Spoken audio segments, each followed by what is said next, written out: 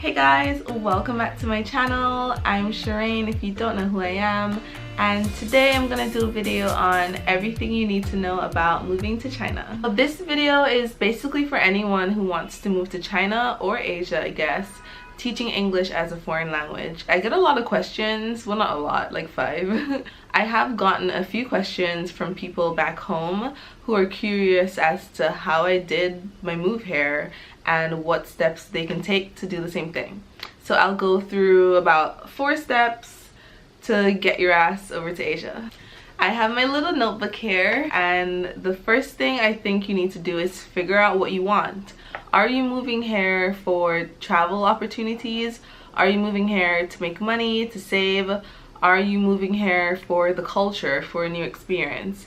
So based on that, travel, money, or culture, it will kind of inform the job that you will be willing to take and the kind of jobs you should apply for. So you figure out what you want and you start applying for jobs. I think the easiest route, in my opinion, is ESL teaching, because there are a lot of opportunities and a huge demand for English speaking foreigners to come here and teach. If you don't want to teach English, there are jobs you can find. They aren't as plentiful, but I do have a few friends who work in marketing. There are a lot of jobs in business. I also have a lot of friends who study here because apparently the tuition is pretty affordable. So there are different ways to come here and survive, but I'm gonna focus on coming here as an English teacher. Next step is finding your job. I found my job online by using Dave's ESL Cafe. I will drop the link below. I do think it's pretty trustworthy. It's a huge job board. The great thing about Dave's ESL Cafe is that they have a China job board, Asia job board for other Asian countries. They have some for South America and Europe.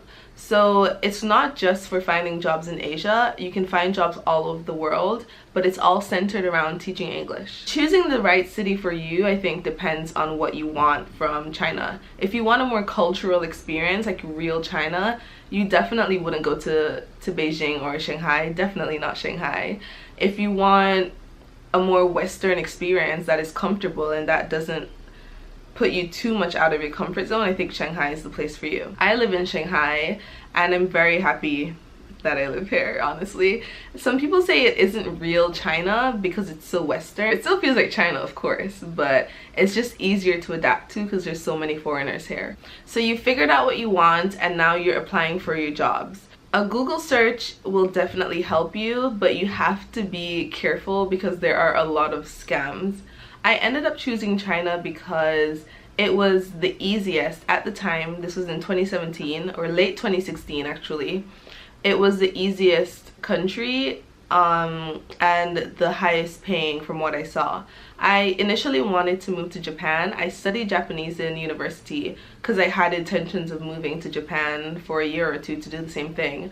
However, Jamaica has a JET program with Japan, so you can't independently apply to schools. Maybe you can, but I'm not sure. But the main route to get to Japan from Jamaica is through the JET program. The program runs once a year and it has a pretty rigorous application process, and it's just very it was just too rigid for me. I would have to apply by September, preliminary interviews in November, final interviews in January, you would know if you're selected in April, then you leave in August, and that was just like a whole year being wasted for me. So I passed on the JET program and decided to see what I could find on my own, and that's how I decided on China because it was pretty open. You connect with the employer and you could talk directly with them and discuss coming over. Alright. So I got on Dave's ESL Cafe and I just wildly applied. I made like an application template. I had my resume and, you know, my copy and paste message for my emails, and I sent out maybe 50 emails to different recruiters, different schools across China. Maybe even more than 50. It was a lot. I was going hard. Like, I was on it because I just wanted to leave Jamaica and just like start a new life. One thing you will notice when applying for jobs in China is that they like everyone has this description that says you must be a native speaker from the United States, Canada, the UK, Australia, and New Zealand, and some will say South Africa. Now, let's get into this. China is a little bit miseducated when it comes to what countries are native English speakers. I think because of just the limited access to information, maybe that's it, but they have access to information. But it's just like a limited view that only these countries I just mentioned speak English. A lot of the job postings will also ask you to send a picture of your passport or to state what your nationality is, because they are gonna kind of judge you based on that. Like if you're not from one of the aforementioned nationalities that they think speak English, then they're automatically going to respond, oh sorry, we only accept native speakers from XYZ, XYZ. So I did get a lot of rejections based on the fact that they did not think that Jamaica speaks English. And it's a little bit annoying. Actually, it's very annoying because it's not true. It's like I'm being rejected from jobs because of a misconception. We speak English. But that misconception honestly is sometimes rooted in racism, but that's a whole other video that I will do at another point in time. Send out your applications and wait for a response. You will get quick responses. I got a few positive responses and a few of them wanted me to come over like the next week. I'm happy I rejected those offers because I came to learn that going there legally is a longer process than a lot of the employers would have it seem. As it relates to salary, I came to learn that the salary definitely varies depending on the city you're in.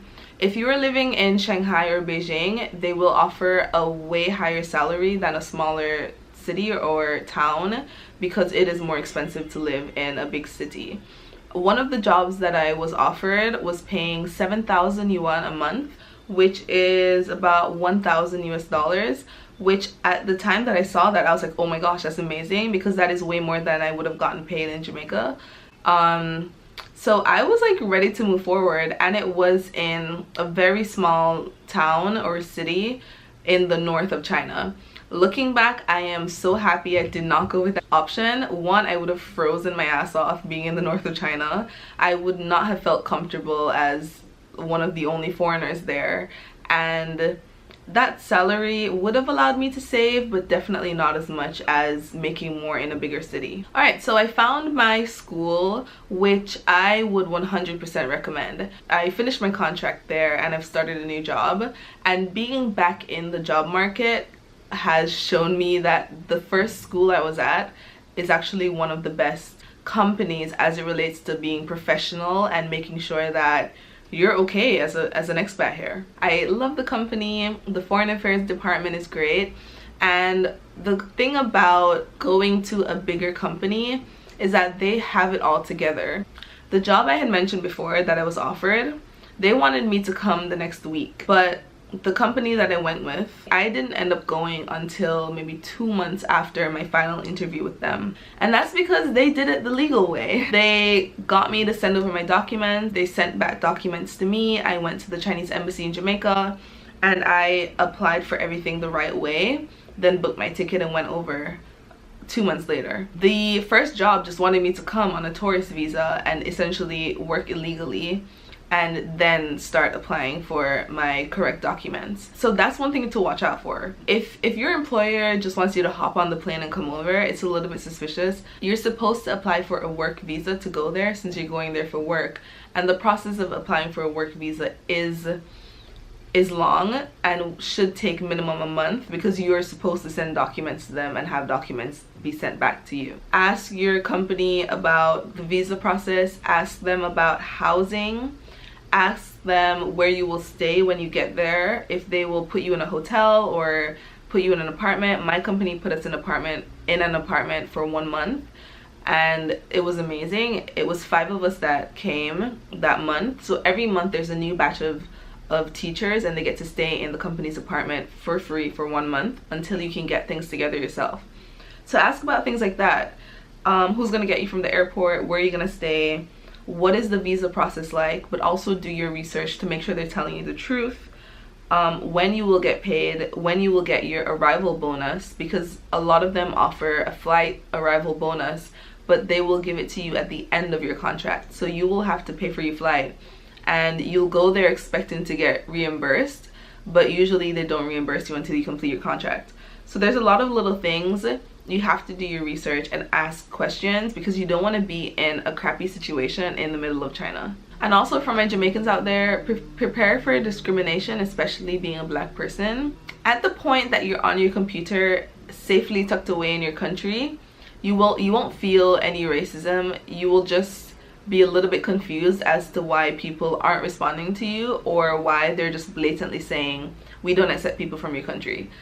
And then they'll use the excuse that you're not a native English speaker when it's the only language you know. So things you will need to basically qualify for applying for the job: you should have a degree, a university degree in anything. It doesn't need to be in English. I studied media and communications.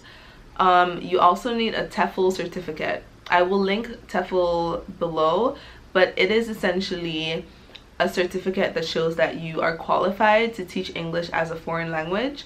I did my TEFL online because there isn't an actual TEFL school in Jamaica. Before you go, even weeks before you go, there are about 3 things you need to do, which are a part of the new rules. You need to have your degree authenticated, you need to have your TEFL certificate authenticated, and you need to have a non-criminal background check done. These rules change every few months, and I had to do these things earlier this year because I got a new job.